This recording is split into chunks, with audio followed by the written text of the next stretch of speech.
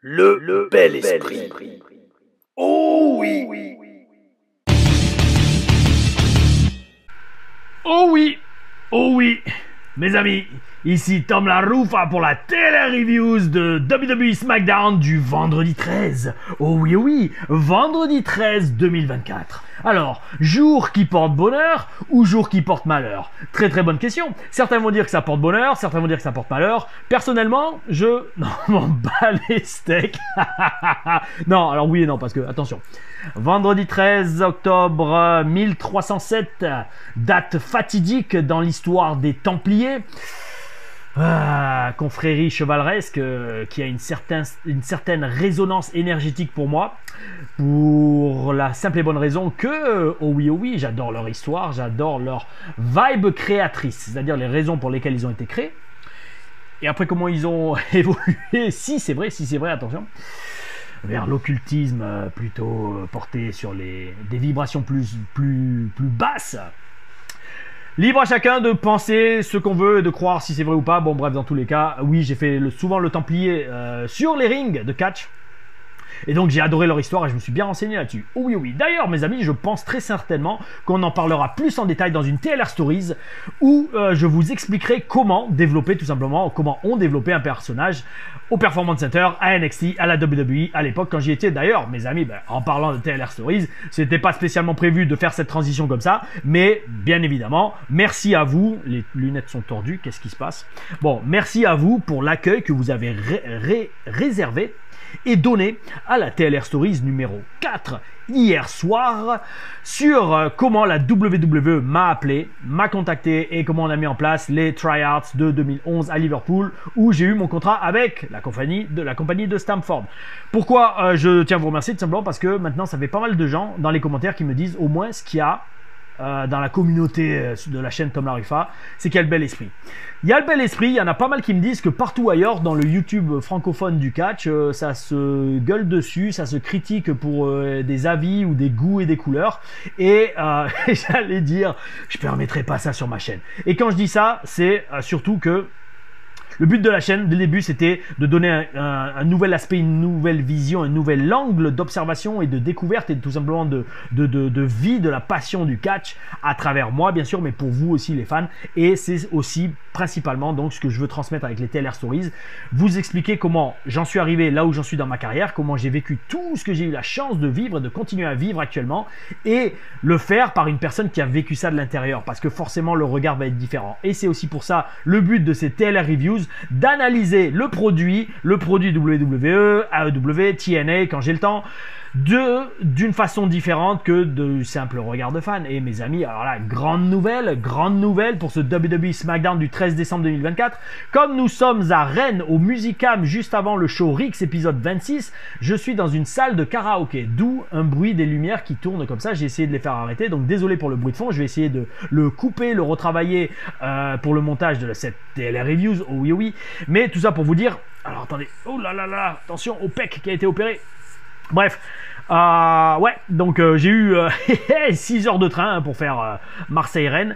Et tout ça pour vous dire, j'ai maté SmackDown en x1, en vitesse x1 les amis. Oh oui. Et alors là, je vais vous parler franchement. Je pense très sincèrement que pour janvier, je pense qu'il va y avoir du changement sur la chaîne. Je vous explique. Parce que là, j'avoue, remater sans stress, de devoir prendre les notes alors que c'est en x2 et d'essayer de regarder en même temps l'écran de l'action et de prendre les notes. Yo, qu'est-ce que j'ai kiffé mater SmackDown en x1 finalement. Parce que c'est vrai que, comme je vous le disais cette semaine dans les reviews et dans les titres des reviews, on voit beaucoup plus de choses en vitesse x1. Ça, c'est le premier truc. Et deuxièmement, ouais, c'est plus relax. Alors maintenant que Raw du 6 janvier, oh oui, sur Netflix va passer à 3 heures. Je me demande très sincèrement, alors je vais réfléchir, dites-moi dans les commentaires ce que vous en pensez s'il vous plaît, mais j'ai envie maintenant de faire qu'une seule TLR Reviews par semaine où je fais Raw, SmackDown, NXT tout d'un coup. Alors la review va peut-être durer 1 heure, 1 heure et demie, mais au moins, comme ça je mate les shows tranquilles dans la semaine. Et après, boum, je me pose le dimanche ou le samedi si j'ai pas de show et je fais la review d'un coup. Dites-moi ce que vous en pensez. Est-ce que vous pensez que c'est bon ou pas? Parce que bon, dans tous les cas, les chiffres se stabilisent, aussi bien pour les vues des reviews de Raw, d'NXT et de SmackDown, qui sont les plus régulières sur la chaîne. Et donc je me dis, est-ce que pour vous, ça vous faciliterait la vie d'avoir une seule review par semaine, ou alors de continuer comme ça? Mais dans ces cas-là, je pense que si je continue la review direct après le show, celle de Raw arriverait plutôt le mardi soir plutôt que le mardi matin dès 10h du mat. Celle de SmackDown, pareil, plutôt le samedi soir, voire le dimanche matin. Et NXT qui restera à 2h, bah ça arrivera, ça toujours mercredi dans la journée. Donc, oh oui, mes amis, donnez-moi votre avis. Donnez-moi votre avis dans les commentaires, tout comme je vais vous donner mon avis sur ce SmackDown du 13 décembre 2024 depuis Hartford dans le Connecticut. Alors, début de show classique, on voit toutes les superstars qui arrivent à l'arène. Et alors, franchement, ça m'a fait rêver parce que ça m'a fait bizarre d'entendre Michael Cole qui dit que Solo Sikoa est le New Tribal Chief, vu qu'il s'est fait exploser à War Games. C'est encore une fois, c'est le genre de truc où tu t'entends ça et tu te dis, bon, mais en fait, War Games, ça a servi à que dalle. Parce que le mec, il s'est fait exploser, il s'est pris un finish de tous les babyface, il a pas rejoint le clan des serpillères, mais on a eu un beau visuel qui ferait un beau flyer d'accueil pour venir rejoindre le clan des serpillères, de montrer ce qu'il y a eu à Solo Sikoa à la fin du match War Games. Et en fait, après, t'as Michael Cole qui dit 2 semaines après, bon, par contre, c'est le New Tribal Chief. Ouais. Heureusement mes amis, plus tard dans le show, ils ont rectifié la donne et j'ai presque envie de dire comme je l'avais prévu. Alors pas pour la date, mais pour la suite de la storyline. Oh oui. Donc les superstars arrivent comme d'hab, Solo Sikoa, le New Tribal Chief arrive et on commence direct par une in-ring promo de Jimmy Uso. Jimmy Uso qui a eu un orteil cassé, donc comme on le sait, suite à ce splash du haut de la cage à War Games.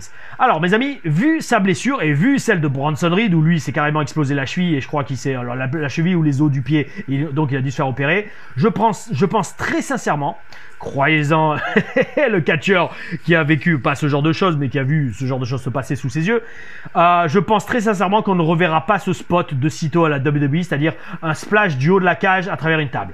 Ou alors, si on le voit, il sera fait différemment. Peut-être à travers plusieurs tables, ou alors peut-être à travers 2 tables, je sais pas. Mais imaginez que on a vu 2 fois ce spot et 2 fois il y a eu quasiment le même genre de blessure. Ça, je peux vous dire tout de suite que les officiels de la WWE diront tout de suite non. Ce spot, soit on le fait plus, soit on le fait différemment. Il faut qu'on trouve un moyen pour que les mecs s'explosent pas le pied sur un splash depuis le haut de la cage à travers une table. Oh oui. Et donc, notre ami Jimmy Uso représente bien, il a du charisme, il est à l'aise avec la foule et il parle depuis le cœur dans cette promo. On sent qu'il est sincère. Et qu'il remercie tout le monde. Et il annonce qu'il a l'avenir devant lui. Il a l'avenir devant lui et il sait pas encore ce qu'il va faire, mais il va se donner à fond quand il reviendra de sa blessure. Et alors, il peut peut-être avoir l'avenir devant lui, mais en tout cas, il n'a pas vu que derrière lui, il y avait Drew McIntyre qui arrive et qui lui défonce, démonte la mâchoire avec un magnifique d'ailleurs. Bon, comment il s'appelle? C'est pas le C4, c'est le Claymore. Voilà, le Claymore.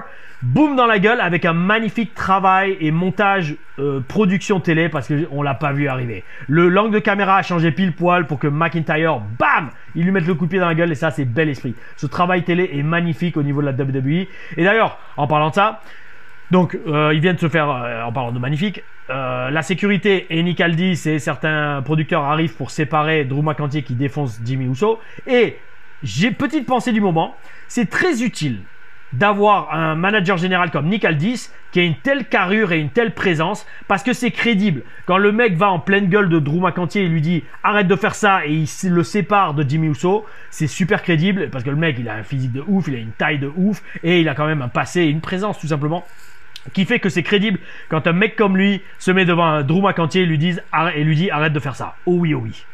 Après ça mes amis, on a un segment backstage avec Tiffany Stratton et ses grosse qualité et qui se prépare pour son match. Je voulais juste parler de ce segment pour placer ma petite allusion. Oh oui, bel esprit. elle était habillée comme un cadeau de Noël, c'était magnifique. Oh oui, habillée entre guillemets. Après on a un autre segment, alors ça c'est magnifique, où on officialise le remplacement de Jade Cargill par Naomi. Alors là en fait, autant ça semble acté donc que Jade Cargill elle est out. Autant, franchement, c'est quand même bizarre cette façon de faire, de remplacer une catcheuse par une autre, surtout quand on parle des champions par équipe. Parce que bon, techniquement, vous êtes champion avec Jade Cargill, Bianca Belair est champion avec elle, Jade Cargill se blesse, elle peut plus être en compétition pour défendre les titres. Normalement, les titres devraient être déclarés vacants et redistribués dans un tournoi. Non, non, là c'est juste, ouais, salut, j'ai parlé au general manager, je lui ai fait un ou deux petits cadeaux, sous-entendu, et c'est bon, il m'a déclaré champion, et ça y est, je fais équipe avec Bianca Belair. What the fuck? Excusez-moi, mais dans un championnat mondial, je pense pas que ça se passe comme ça se règle pas aussi facilement et aussi nasement. Mais bon. D'un autre côté, Jade Cargill va sûrement retourner s'entraîner au Performance Center et ça, je ne m'y oppose pas, mes amis. Oh oui, et vous tous, je pense également. Parce que c'est ça qui est bien, c'est ça que je kiffe de plus en plus, notamment à lire dans les commentaires. Alors, encore une fois, je vous dis, merci pour tous vos retours pour la Taylor Stories hier, ça me fait chaud au cœur parce que j'y ai mis beaucoup d'énergie et beaucoup de sincérité. Et deuxièmement, j'aime vraiment quand vous me dites, alors, soit vous me dites, Tom, tu changes ma vision de regarder le catch et pour ça, merci. Donc, merci à vous, de rien, les amis. Pardon, avec plaisir, faut pas dire de rien, parce que de rien on met un blocage aux énergies, non, avec plaisir. Et deuxièmement, il y en a même qui me disent, mec, t'as fait revivre ma passion pour le catch. Ah, ça c'est magnifique. Quand vous me dites ça, oh oui, maxi bel esprit, mes amis. Oh oui. Ensuite, avec un match pour se qualifier pour la finale du tournoi américain, championnat américain féminin. Waouh! Les titres prennent presque plus long que mes titres de vidéo. Entre Tiffany Stratton et Michin. Alors là, mes amis, il faut pas se mentir. Tiffany Stratton a un look de star, c'est incroyable, c'est absolument... En fait, on peut pas ne pas réagir quand on la voit à l'écran. Bon, sauf si vous n'êtes pas hétéro, ou alors sauf si vous kiffez pas les meufs. Mais vous voyez cette meuf à l'écran et vous dites, waouh, il y a quelque chose, elle a... Alors, peu importe que vous aimiez ou pas ce genre de physique, la meuf a un look de star. Oh oui, bel esprit. Et c'est ça qu'on appelle avoir the it factor. Oh oui, c'est comme quand vous mettez une vidéo YouTube de Tom Laroche. Vous pouvez pas fermer l'écran. J'espère pas. Bon bref, c'est cool aussi de voir Michael Cole qui mentionne que Michin a été championne knockout à Impact. Bel esprit, j'aime beaucoup ce genre de petite allusion qui donne plus de profondeur au roster, surtout pour une meuf comme Michin qui, il faut avouer, n'a pas fait grand chose ces derniers mois ou même ces dernières années sur le main roster. Donc bel esprit. On a eu un bon match entre les deux catcheuses. Alors, peut-être, et là, vu que je le mate en vitesse x1, il n'y a peut-être pas eu assez de sense of urgency, notamment sur la fin du match. Alors, sense of urgency, qu'est-ce que ça veut dire? C'était un terme magique qu'on utilisait au Performance Center, les coachs utilisaient, pour montrer qu'en fait, il faut avoir une urge de gagner. Et surtout que c'est la fin du match, on panique, il faut avoir grosso modo l'intensité, la rapidité et changer de vitesse sur la fin du match. Et en fait dans ce match-là, je les ai sentis un peu molles sur la fin. Elles prenaient un peu trop de temps pour vendre. Yo les sœurettes, vous avez la chance de vous qualifier pour la finale d'un titre inédit à la WWE. Il faut être là, genre tomber 1-2, ça marche pas, 1-2, ça marche pas, on se relève, un autre truc, 1-2, voilà, il faut vivre le truc comme ça. Et c'est un truc voilà que j'ai pas trop senti. Alors je pense pas que c'est par manque de cardio, parce que des fois, oui, je plaide coupable. Moi, des fois, ça m'arrive dans les matchs. À la fin du match, je suis tellement essoufflé, soit parce que j'ai trop parlé dans le match, soit parce que le rythme était trop soutenu. Donc de pas avoir de cardio, mais pour elles, je pense pas. Je pense que c'est juste, en fait, elles sont trop chorégraphiées dans leur tête et elles pensent trop à la prise qui vient après, elles oublient de vivre le moment présent. D'ailleurs, en parlant de vivre le moment présent, une fin quand même, faut le préciser, relativement botchée avec Michin qui est trop lente pour rouler et éviter le moonsault de Stratton, ou alors c'est Stratton qui était trop court sur la rotation, mais en fait peu importe. Dans tous les cas, désolé, mais c'est la faute de Michin. Dans ces cas-là, moi, par expérience mes amis, on se lève le plus rapidement possible et on vient littéralement sous le coin, sous la première corde, pour être sûr qu'on laisse assez de place. On sait jamais ce qui peut arriver. La personne qui va faire le moonsault peut glisser, la personne qui va faire le moonsault va être trop courte, comme ça a été le cas pour Tiffany Stratton lors de ce match. Et donc dans ces cas-là, ce qu'on fait, on se lève, on roule pas comme un cloporte, j'allais dire. Non, on se lève, on se limite sur ses pieds et on esquive. Enfin bref, l'expérience mes amis est irremplaçable. 20 ans d'expérience, je peux vous dire, j'en ai évité des moonsaults dans ma carrière, j'en ai même fait aussi également. Et soit le gars m'a frôlé, soit il m'a touché, soit je l'ai bien évité. Et pour ça, c'est l'expérience qui parle mes amis. Et d'ailleurs, on en reparlera, ça je vous l'annonce, je vais sûrement les faire pendant les fêtes de fin d'année. Les vidéos où je parlerai des prises de catch, ce que ça fait de les prendre, ce que ça fait de les faire, les plus agréables, les plus douloureuses, oh oui. Et ça, vous avez kiffé, pourquoi? Parce que comme je vois au final que vous aimez ces vidéos où je partage mon expérience dans des vidéos un peu hors format que review, et ben c'est parti, pendant les vacances je vais les tourner, oh oui, j'essaierai même, si je suis motivé, surtout si j'arrive à le faire, de trouver pour chaque prise des illustrations avec moi dans le ring, plutôt que quelqu'un d'autre, comme ça sera encore plus vivant, et encore plus je pourrais vous dire, vous voyez là je me suis tué. Oh mon dieu, c'est là je vous le dis franchement, par exemple, je vais pas vous dire lesquelles c'est, je vous garde la surprise pour la vidéo, mais les prises qui font le plus mal à prendre, il y en a, ils vont vous bluffer. Vous allez faire, ah ouais, j'aurais jamais imaginé. Bah, moi, je vous parlerai de mon expérience et je vous parlerai des prises dans ma carrière qui m'ont fait le plus mal à prendre. Oh oui, oh oui. Donc, on a une victoire de Michin et c'est bien pour elle quand même parce qu'elle sort d'une longue période d'ombre et elle se dirige enfin vers la lumière. La finale pour le titre le titre féminin américain qu'on aura demain à Saturday Night's Main Event, dont je ferai une review. Oh oui, toujours depuis Rennes, parce que mon avion est à 21h. Et j'espère que ce bruit de fond ne va pas trop vous déranger, mes amis, et pas trop déranger surtout la vidéo. Alors après, mes amis, on a, et là je pense que vous êtes tous impatients d'avoir mon avis là-dessus, une vignette de DIY, Do It Yourself, Ciampa et Gargano. Alors, mes amis, le verdict. Ciampa, il est un cran au-dessus de Gargano facilement. Il est un cran au-dessus parce que le mec, il a le charisme, il a l'intensité, il a un look de mec qui fait peur. Gargano, physiquement, il est pas très intimidant. Mais dans cette promo, il a été bien sans plus. Mais en fait, mes amis, replaçons tout dans son contexte. On a besoin de plusieurs angles de caméra, d'un effet noir et blanc, d'un montage de ouf, d'une musique de fond, pour enfin donner à ces deux-là du charisme et surtout à Gargano. Blah. Si c'est ça une WWE Superstar... j'aurais dû main eventer WrestleMania comme l'avait annoncé Brian Alvarez en voyant World of Hurt, comme j'en ai parlé dans la TLR Stories numéro 4. Oh oui, oh oui. Après, on a une vidéo de Roman Reigns, bel esprit. Enfin, on a double R, le règne romain, Roman Reigns, qui mentionne le motherfucking Oula Fala, le Oufa Allah, c'est Oufa Allah, comme il disait... LA Knight dans le segment d'après, enfin plus tard dans le show. On a enfin Roman Reigns qui mentionne le motherfucking Oula Fala. About time, il était temps. Et là je dis oui. Oh oui. Le 6 janvier, Tribal Chief contre Tribal Chief.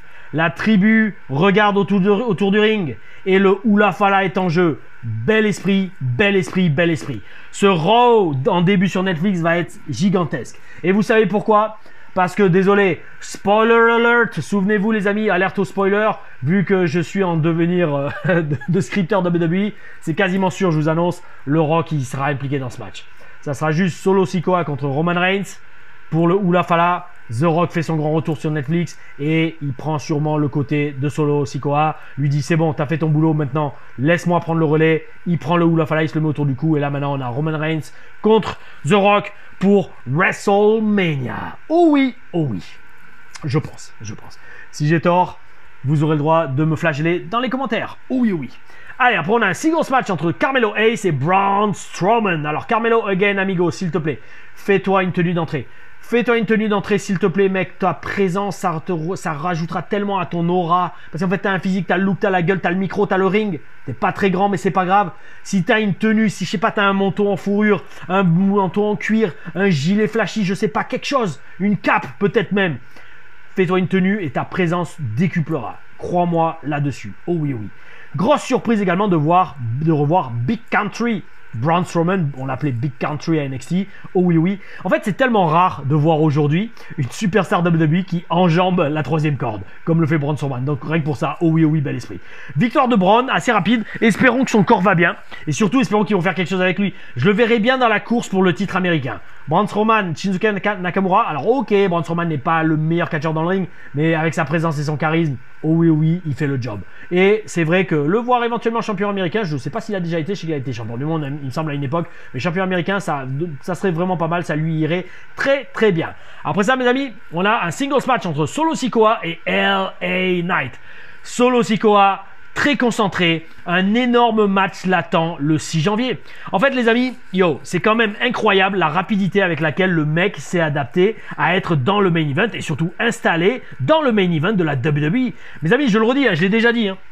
Alors j'ai déjà dit. Solo Sikoa, parce qu'il y en a, ils n'étaient pas trop d'accord. Solo Sikoa sera meilleur que Jay et Jimmy Uso largement. Et en fait, mes amis, il l'est déjà. Je ne sais pas si vous réalisez, mais Solo Sikoa est déjà meilleur que Jimmy et Jay Uso. Le mec va quasiment main eventer le Raw sur Netflix. En plus, il est plus massif et en meilleure shape que les deux n'ont jamais été. il commence à être bien massif. Et ça va, il est gras, mais ça fait pas gros. Ça fait gras, grosso comme on disait à l'époque. Oh oui, oh oui. Peut-être ça d'ailleurs, le nom de la vidéo, je pense que ça va être ça. Ça va être respect Solo Sikoa, tu es grosso. Bel esprit, ouais, c'est bon, ça va être ça. Et donc, bref, non, franchement, respect à Solo Sikoa. Je vous le dis, moi, alors à mes yeux, dites-le moi dans les commentaires si vous n'êtes pas d'accord. Et argumentez, comme ça, on argumente un peu.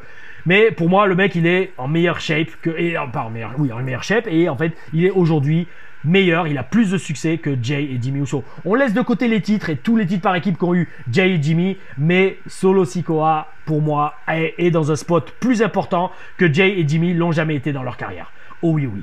Alors, franchement, en parlant de ça, je serais très curieux de savoir comment l'Office, j'aurais aimé être backstage en fait, backstage ou au Performance Center ou quoi, ou à ces tryouts, et de voir quand et comment l'Office a commencé à vouloir miser autant sur lui ou à voir autant de potentiel en Solo Sikoa. Est-ce que ça a été à ses essais? Est-ce que ça a été avant même de le signer? Parce que j'imagine que Rikishi a envoyé des vidéos de son fils à la WWE. Ils ont vu quelque chose en lui qu'ils n'ont peut-être pas vu en Jimmy et Jay. Je sais pas. Mais ça, c'est le genre de truc qui... Oh là là, j'adorerais le voir. Parce que mes amis, moi, j'avais été là pour les tryouts de Kevin Owens. J'avais été là pour les tryouts de Montesford. J'avais été là pour les tryouts de beaucoup de gars qu'on voit aujourd'hui à la télé. Donc, j'ai vu en fait l'évolution de ces gars. J'ai vu les débuts de LA Knight au Performance Center. J'étais là quand il s'est fait virer. Voilà, enfin voilà, j'ai vu tellement, j'aimerais vraiment voir ce qu'ils ont vu ou qu'est-ce qui a fait qu'ils se sont dit Solo Sikoa, lui, on va en faire quelque chose de très grand et de très gros. Oh oui, oh oui. Et donc, au micro, il est franchement pas mal aussi également, ça aussi c'est bel esprit. Et donc il s'apprête à parler quand LA Knight lui coupe la parole. Louis-Albert Chevalier arrive avec une entrée digne d'un main eventer. La connexion qu'a LA Knight avec la foule, les amis, je suis désolé, mais c'est un truc de main eventer. Hein. C'est triste de pas l'y voir, mais en attendant, le mec est toujours connecté avec la foule et ça c'est oh oui, oh oui, bel esprit. Corey Graves est toujours excellent aux commentaires. Il a fait une petite réflexion sur Jacob Fatu, j'ai adoré. Il disait à Michael Cole, attends, dis pas son nom trop fort, il faut pas qu'il nous remarque. Jacob Fatu, c'est comme le T-Rex, si tu bouges pas, il te voit pas. Oh oui, Corey Graves, pour moi, c'est en train de devenir un des meilleurs commentateurs de l'histoire du catch. Hein. Bel esprit, bel esprit, bel esprit. Oh oui, oh oui, ça serait énorme d'avoir des shows commentés par Corey Graves et Tom Larufa. Ah oui, bel esprit. Et bref, le match commence en baston. C'est un match à l'ancienne, Attitude Era style, je kiffe, je kiffe, je kiffe. LA Knight a même été une menace crédible dans ce match contre Solo Sikoa. Et ça, c'est super. Magnifique angle de caméra pour Jacob Fatu qui se lève de derrière la table des commentateurs à travers laquelle il est passé. Comme s'il se réveille et se lève d'entre les morts, attaque LA Knight et ça cause une disqualification de Solo Sikoa. Victoire de LA Knight. Super booking qui protège tout le monde, mes amis, et qui permet d'enchaîner éventuellement sur une feud LA Knight contre Jacob Fatu. Parce que là, en fait, on a tous les gars de la Bloodline qui sont en train de se caser dans des feuds un peu personnels pour qu'on ait juste Solo contre Roman Reigns à Raw le 6 janvier. Bel esprit, bel esprit, bel esprit. Apollo Crews et Andrade arrivent pour essayer d'aider LA Knight et ils terminent, alors écoutez-moi bien les amis, ils terminent juste sur le parvis du temple du gang des Serpillères. Ils sont pas rentrés, on les a pas encore acceptés, mais ils sont juste allongés là, au milieu du ring, ils sont devant l'entrée du temple. Et là on dit, bon, surtout Crews d'ailleurs, surtout Crews, toi, on lui a jeté un t-shirt, on lui a jeté, je sais pas, est-ce qu'on a un t-shirt, un tablier, un bandeau, peu importe, avec marqué Gang des Serpillères ou juste Serpillères. Et toi, frérot, fais gaffe, hein, on va bientôt te recruter. Hein. D'ailleurs, en parlant de recruter le Gang des Serpillères, alors il y en a un, alors mes amis, il y en a un qu'on risque pas de recruter parce qu'on sait pas où il est passé, parce qu'en revoyant Apollo Crews, je me rappelle, vous savez, d'un ancien catcheur de WWE, je sais pas s'il a pris sa retraite, je sais pas ce qu'il est devenu, il s'appelait Giovanni Vinci. Si on sait ce qu'il est devenu, s'il vous plaît, dites-le moi, parce que là, il a tellement disparu rapidement des écrans qu'en fait il a disparu complètement, on n'y pense même plus. Pourquoi? Là aussi j'aimerais bien savoir, est-ce qu'il a de la hit avec l'Office ou est-ce qu'il est blessé? Who knows mes amis, who knows. Suite à ça mes amis, on a la dernière demi-finale pour le tournoi pour le championnat non pas par équipe américain féminin. Waouh, bon enfin bon, vous savez de quoi je parle, bas les steaks hein. Bayley contre Chelsea. Oh oui oui, alors comme il y en a un qui me l'a demandé en commentaire, Chelsea Green, si elle avait été entraînée par Lance Archer, il m'a pas demandé, il m'a dit oui. Est-ce qu'elle a été entraînée avec moi? Non, parce que Chelsea a été entraînée après 2010. Moi je me suis entraîné en 2006 chez Lance. Et Chelsea, je crois que c'était aux alentours de 2013 2000. Il suffit d'aller voir sur le site de l'école de Lance, stormwrestlingacademy.com. Il y a toutes les photos de toutes ces classes différentes et vous trouverez Chelsea dessus. Et bref, on parle du gang des Serpillères, mes amis. Bayley va-t-elle en sortir dans ce match? Parce que bon, je pense quand même que on se souvient tous que Bayley est lié depuis Bad Blood contre Nia Jax, si je dis pas de bêtises. Hein. J'essaie de faire marcher ma mémoire comme ça en impro total, mes amis. Donc on a eu un bon match de lutte entre deux lutteuses, bel esprit, normal, ok, quand même, il faut un peu de la lutte, pas mal de prises d'immobilisation, de belles séquences de lutte, bel esprit, j'ai kiffé. Intéressant d'ailleurs de voir Chelsea qui porte le Rough Rider sur Bayley et que la prise est appelée ainsi par les commentateurs. Parce que n'oubliez pas que Chelsea est la compagne de Matt Cardona, anciennement Zack Ryder à la WWE, qui avait le Rough Rider comme finish. Et donc, franchement, bon, alors Chelsea bat Bayley clean, avance en finale. Son moment arrive-t-il enfin? J'espère sincèrement parce qu'elle est très talentueuse. Et j'aimerais d'ailleurs aussi, donc en parlant de Rough Rider et de Zack Ryder, j'aimerais vraiment revoir Matt Cardona revenir à la WWE parce qu'il a fait une telle carrière et il fait une telle carrière indie, il s'est vraiment réinventé un peu comme Cody Rhodes, même s'il n'a pas autant de succès, il n'a pas créé la concurrence de la WWE, mais il s'est réinventé sur les indies. Si Matt Cardona revient à la WWE, je pense seulement avec un beau contrat parce qu'il a l'air de bien gagner sa vie sur les indies, ça serait énorme pour sa carrière et les fans connecteraient de ouf et il aurait, je pense, enfin le push qu'il désire et qu'il aurait dû avoir, je pense, à l'époque quand il était vraiment très over avec les fans. Oh oui, oh oui. En attendant, parlons de sa compagne, Chelsea Green, femme, je crois bien, ils sont mariés. Yo, j'espère sincèrement qu'elle va gagner le titre. On verra ça dans les pronostics à la fin de la vidéo pour Saturday Night's Main Event ce soir. Oh oui, oh oui. Dont la review sera postée, je pense, demain en fin d'après-midi. Ah ou bel esprit. Alors, mes amis, donc, comme je disais, je vois bien éventuellement un jour Matt Cardona revenir à la WWE. Par contre, une chose que je vois pas arriver bientôt, en tout cas, c'est la sortie de Bayley de chez les Serpillères. Franchement, mes contacts, mes sources au sein du gang du clan des Serpillères me disent que apparemment elle en serait même devenue la grande prêtresse. Parce que là, en fait, elle perd clean contre Chelsea. Bel esprit, hashtag professionnel, elle passe le flambeau, pas de problème. Mais Bayley, qu'es-tu devenu, mon ami? Enfin bref, magnifique vignette pour Shinsuke Nakamura. Il y a juste ça à dire. Magnifique. Magnifique. Il n'y a pas d'autre mot. Un personnage magnifique pour un catcheur magnifique. Une réalisation magnifique. Mouah, magnifique. Oh oui, oui. Et mes amis, on termine ce SmackDown par une promo dans le ring entre Cody Rhodes, code de la route, pas mal celle-là, il y en a un qui m'a dit dans les commentaires, et Kevin Owens. Un segment qui est là pour faire mousser le main event de Saturday Night's Main Event. Et Kevin Owens ne semble pas vouloir se ramener. Il reste dans sa voiture. Il préfère rester dans sa voiture, comme c'est la tradition depuis quelques semaines. Et par contre, il fait passer le discours et la feud sur un cran un peu plus personnel, parce que vous savez, il y a toujours une différence entre business et personnel. Professionnel et professionnel. Quand vous commencez à attaquer sur la famille, sur la famille principalement, là ça devient personnel. Et Kevin Owens dit que Cody est aussi mauvais en ami qu'en fils ou en frère. Aïe aïe aïe. Et bref, ça fait que Cody, il va essayer d'aller choper Kevin Owens. Et Owens l'attend, par surprise, il le prend dans les vestiaires. Allez, s'il te plaît, enlève le sépia. Je sais pas pourquoi ça fait ça. Hop. C'est relou, ça change de couleur. C'est pas grave, mes amis. Bref, Kevin Owens l'attend et ça se termine en brawl dans les coulisses, puis devant la foule, puis dans le ring. Booking classique pour un fan show qui se termine avec un Kevin Owens qui a réussi à allonger Cody Rhodes, je crois, avec un coup de ceinture de mémoire et qui se termine sur un visuel avec Kevin Owens et le titre WWE dans les mains. Booking classique pour faire monter la sauce d'un main event qui a pas mal d'intérêt de la part des fans. Et bon, ils auraient peut-être pu trouver autre chose, mais c'est pas grave. On termine ce SmackDown et franchement, personnellement, ça va. La hype pour Saturday Night's Main Event est là. Et donc, la carte, mes amis. La carte de SNME. Oui, oui, SNME. Donc, on va avoir le championnat américain féminin mis en jeu entre Chelsea Green et Michin. Je ne les vois pas pousser Michin comme ça de nulle part. Je pense que Chelsea Green, ils vont la récompenser pour son talent, pour le travail dur qu'elle a fait ces derniers mois, voire dernières années, les blessures et tout. Je vois, allez, je le marque, je les vois mettre le titre sur Chelsea. J'aimerais vraiment. Après, je vais peut-être me tromper, mais je vois pas. Michin, elle n'a pas le charisme, elle n'a pas les épaules pour porter ce titre. Chelsea en championne, ça serait énorme. Et là, vous ramenez peut-être une Charlotte Flair ou une Bayley, ou même vous ramenez carrément peut-être Matt Cardona et vous le faites devenir champion américain lui aussi. Je sais pas, mais ça serait énorme. Oh oui, oh oui.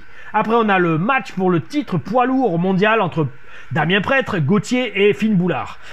Damien Priest, Gunther ou Finn Balor. Gunther conserve.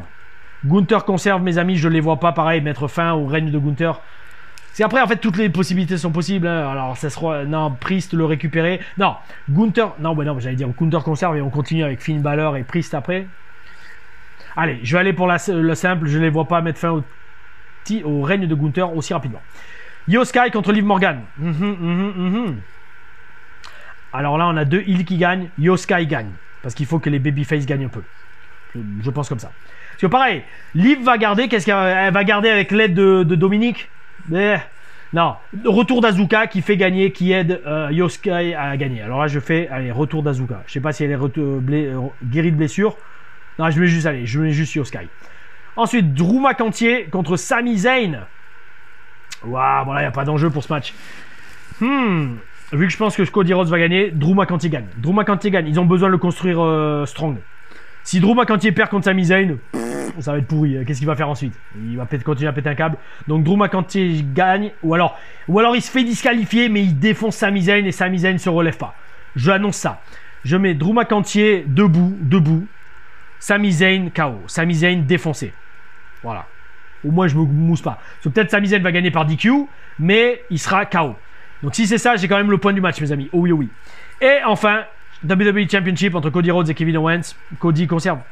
Cody conserve parce qu'ils n'ont pas fait, finish the story après tant de hype et tant de WrestleMania d'affilée pour qu'ils perdent à Kevin Owens à Saturday Night's Main Event avec derrière CM Punk, The Rock, Roman Reigns et tout ce que ça peut amener par la suite. Oh oui, mes amis.